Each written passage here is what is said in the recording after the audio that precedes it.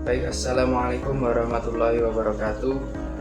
Kami dari kelompok 1 yang membahas terkait teori-teori penghutan pajak yang beruntukkan saya sendiri Adi Utaeka Pratama, NIM 21302090. Terus yang kedua Anggun Putri Lestari, NIM 21302049. Terus Reni Wahyu Erniawati, NIM 21302050. Yang keempat yaitu Suci Rahmawati, NIM 21302068. Baik, di sini kami akan menjelaskan terkait teori-teori pemungutan pajak. Di sini kami membagi atas beberapa pembahasan, yaitu yang pertama asas-asas pemungutan pajak, terus yang kedua teori-teori pemungutan pajak, yang ketiga syarat-syarat pembuatan undang-undang pajak. Yang pertama yaitu asas-asas pemungutan pajak. Yang pertama yaitu ada asas kebangsaan. Nah, asas kebangsaan ini sendiri berdasarkan pengenaan pajak pada setiap negara orang yang lahir dan tinggal di Indonesia untuk membayar pajak sesuai dengan ketentuan yang berlaku.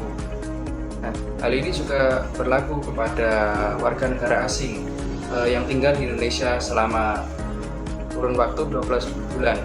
Nah, itu juga akan dikenakan pajak. Jadi semisal ada orang asing yang datang ke Indonesia dan dia menetap selama kurang lebih 1 tahun, misal orang negara Malaysia, nah dia itu menetap di Bali semisal selama 12 bulan atau 1 tahun tanpa pulang ke negaranya atau keluar dari negara Indonesia, maka pajak juga akan berlaku. Dia juga akan terkena pungutan pajak. Itu terkait asas kebangsaan. Selanjutnya yang kedua yaitu asas umum. Berdasarkan asas ini, pajak di Indonesia didasarkan pada keadilan umum, yang artinya pengenaan pajak ini untuk masyarakat Indonesia untuk kepentingan umum, seperti pembangunan fasilitas umum, semisal seperti jalan tol, terus sekolah, terus jalan-jalan raya, taman, dan sebagainya. Itu juga terdapat pemungutan pajak di situ, uang dari hasil pemungutan pajak. Selanjutnya yaitu asas sumber. Nah, asas sumber ini merupakan dasar pemungutan pajak yang berpedoman pada tempat pengusaha berdiri atau tempat tinggal wajib pajak. Artinya pajak yang dipungut di Indonesia hanya diperuntukkan untuk wajib pajak yang tinggal dan bekerja di Indonesia. Nah, jadi jika terdapat wajib pajak WNI yang bekerja di perusahaan asing atau luar negeri dan mendapatkan penghasilan di luar negeri, maka wajib pajak tersebut tidak wajib dikenakan pada penghasilan pemerintah Indonesia. Begitupun sebaliknya, jika WNA bekerja di Indonesia dan dia menerima upah gaji dari Indonesia, maka dia juga akan terkena pajak. Nah, itu. Jadi semisal kita itu bekerja di perusahaan negara asing, semisal di Amerika, dan kita mendapatkan gaji dari sana, maka kita tidak wajib membayar pajak ke negara Indonesia, gitu. Dan semisal kalau ada semisal di sini kan banyak warga dari negara asing ya, dari Cina, nah, dan dia menerima gaji dari negara Indonesia, maka dia juga akan wajib untuk membayar pajak. Nah, yang selanjutnya yaitu asas yuridis. Nah, asas yuridis atau hukum di Indonesia yang dijadikan landasan pemungutan pajak terdapat dalam pasal 23 ayat 2 Undang-Undang Dasar 1945. Kemudian pemungutan pajak lainnya juga diatur dalam undang-undang seperti Undang-Undang Nomor 36 tahun 2008 tentang pajak penghasilan yang diubah dengan Undang-Undang Nomor 7 tahun 2001 tentang harmonisasi perpajakan. Selanjutnya yaitu Undang-Undang Nomor 20 Tahun 2002 tahun 2000 tentang biaya perolehan hak atas tanah dan bangunan. Selanjutnya yaitu Undang-Undang Nomor 12 Tahun 1994 tentang pajak bumi dan bangunan. Kemudian Undang-Undang Nomor 42 Tahun 2009 tentang pajak pertambahan nilai barang dan jasa serta pajak penjualan atas barang mewah yang diubah dengan Undang-Undang Nomor 7 Tahun 2021 tentang harmonisasi perpajakan. Nah, itu terkait dengan undang-undang atau pasal yang mengatur tentang perpajakan di Indonesia. Jadi pajak di Indonesia itu juga diatur dalam undang-undang, tidak sewenang-wenang atas keinginan pribadi atau keinginan pemerintah sendiri tanpa adanya landasan. Terus yang selanjutnya yaitu asas ekonomi. Asas ekonomi ini, pajak tidak boleh menjadi penyebab merosotnya perekonomian rakyat.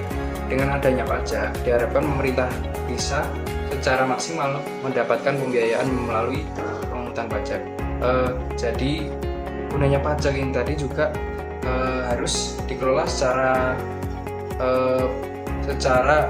bagus oleh pemerintah dan juga harus bermanfaat bagi rakyatnya, karena pajak sendiri ini diperoleh dari rakyat, maka juga harus kembali kepada kemanfaatan yang didapat oleh rakyat gitu. Misalnya adanya bansos, terus beasiswa dan sebagainya, maka itu juga termasuk ke dalam pemanfaatan yang didapatkan dari pemungutan pajak. Selanjutnya yaitu akan dijelaskan oleh teman kami, Susi Rahmawati. Baik, di sini saya akan menjelaskan ulang mengenai asas-asas pemungutan pajak. Yang pertama, mengenai asas wilayah. Asas wilayah sama halnya dengan asas tempat tinggal. Asas tersebut didasarkan pada lokasi tempat tinggal wajib pajak. Selama masih dalam negara Indonesia, maka wajib dikenakan pajak sesuai dengan peraturan yang telah berlaku. Wajib pajak tersebut dapat dilakukan oleh WNI maupun WNA yang telah bertempat tinggal di Indonesia. Kemudian mengenai asas finansial. Asas finansial sendiri ditentukan berdasarkan pada keadaan atau keuangan atau besar pendapatan yang diterima oleh wajib pajak. Kemudian saya akan menjelaskan mengenai teori pemungutan pajak. Yang pertama yaitu ada teori asuransi. Teori tersebut di mana rakyat harus membayar pajak yang diberatkan sebagai suatu premie karena memperoleh suatu jaminan perlindungan yang diberikan oleh pemerintah. Misalkan ada asuransi BPJS.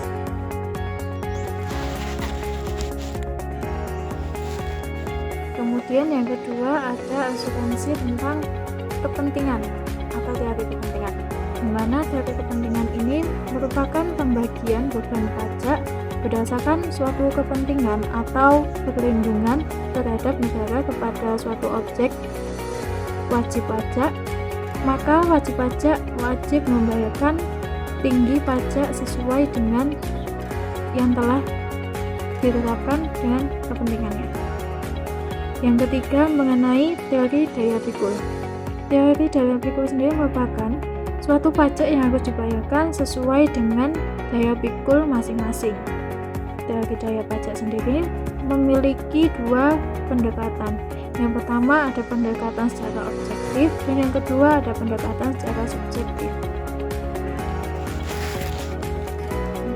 Yang keempat yaitu teori bakti. Teori ini secara sederhana menyatakan bahwa warga negara membayar pajak atas tanda baktinya kepada negara. Teori ini juga disebut dengan teori mutlak. Teori ini mendasarkan bahwa negara mempunyai hak mutlak untuk memungut pajak. Di lain pihak, masyarakat menyadari bahwa membayar pajak sebagai suatu tanda baktinya kepada negara karena telah menyelenggarakan dan mengatur masyarakatnya. Dengan demikian, dasar hukum pajak terletak pada hubungan masyarakat dan negara. Yang kelima yaitu teori asas daya beli.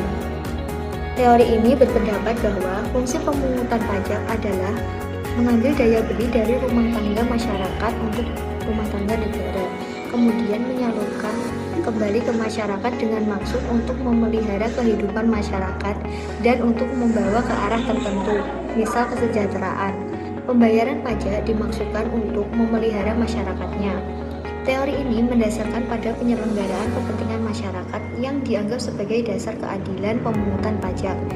Bukan berarti kepentingan individu atau negara, sehingga pajak lebih menitik beratkan kepada fungsi mengatur. Dalam teori ini, kemaslahatan masyarakat akan tetap terjamin dengan pembayaran pajak. Selanjutnya, syarat-syarat pembuatan hukum pajak di Indonesia. Dalam mencari keadilan, salah satu jalan yang harus ditempuh ialah mengusahakan agar supaya pemungutan pajak harus dilaksanakan secara sedemikian rupa, sehingga dapat diperoleh tekanan yang sama atas seluruh masyarakat. Oleh karena itu, dalam pembuatan undang-undang harus dipenuhi asas keadilan, juga dipenuhi syarat-syarat sebagai berikut. Yang pertama yaitu syarat yuridis.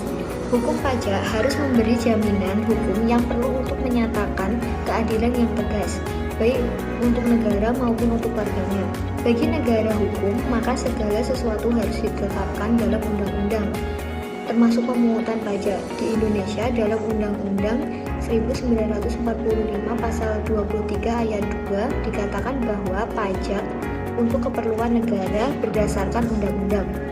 Dari pengertian tersebut dapat ditarik suatu kesimpulan bahwa tidak ada pajak bila tidak ada undang-undang yang mengaturnya. Selanjutnya, syarat yuridis menyatakan bahwa dalam pemungutan pajak harus dijamin adanya kepastian hukum. Misalnya kepastian subjek hukum pajak, objek pajak, maupun pelanggaran-pelanggaran yang terjadi dan sebagainya. Selanjutnya yaitu syarat ekonomis. Jadi syarat ekonomis ini pemungutan pajak harus menjaga keseimbangan kehidupan ekonomi. Jadi artinya tidak boleh sampai mengganggu kelancaran suatu produksi atau perdagangan, apalagi sampai membuat perusahaan tersebut itu menjadi gulung tikar. Pemungutan pajak diharapkan dapat menciptakan pemerataan pendapatan. Kemudian yaitu syarat finansial. Jadi syarat finansial ini biaya yang dikeluarkan untuk pemungutan pajak hendaknya lebih kecil daripada penerimaan pajak. Jadi karena apa? Pajak merupakan sumber pendapatan negara. Kemudian selanjutnya yaitu syarat keadilan. Jadi syarat keadilan ini dalam arti bahwa pemungutan pajak harus bersifat umum, merata dan menurut kekuatan. Jadi syarat keadilan ini tuh dibagi lagi menjadi dua, yaitu yang pertama keadilan horizontal, yang kedua yaitu keadilan vertikal. Keadilan horizontal ini apa? Yaitu wajib pajak mempunyai kemampuan membayar sama harus dikarenakan pajak yang sama. Sedangkan keadilan vertikal ini yaitu wajib pajak mempunyai kemampuan membayar tidak sama dikarenakan pajak yang tidak sama. Selanjutnya yaitu kesimpulan. Jadi kesimpulannya, pajak merupakan suatu penerima negara terbesar. Asas pajak ini, teori pembenaran pemungutan pajak membuat kita memahami mengapa adanya pemungutan pajak oleh negara kita, yaitu di Indonesia. Syarat-syarat pembuatan undang-undang pajak merupakan gambaran bahwa perhitungan pajak dan aturan pajak yang berlaku telah sesuai dengan kajian-kajian berdasarkan keadilan dan efisiensi. Sekian dari kelompok kami, kurang lebihnya mohon maaf. Wassalamualaikum warahmatullahi wabarakatuh.